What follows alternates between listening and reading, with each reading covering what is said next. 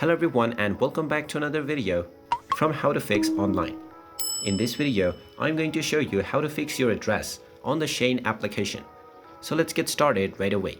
If your Shein application does not have an address set or you want it to be changed, then first of all open up the Shein app and log into your account if you haven't done so already using your credentials. After logging in, you will be taken into this homepage from which, in order to change your address or add it, simply tap on the Me option at the bottom right corner, which is your profile icon.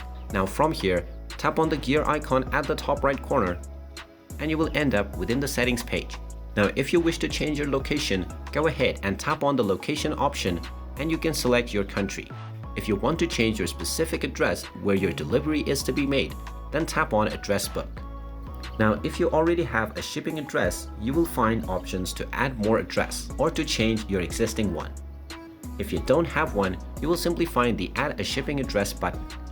Go ahead and tap on it, and now you can enter all of your information, including your first, your last name, your country, your phone number, the city, the state or province, and your entire address.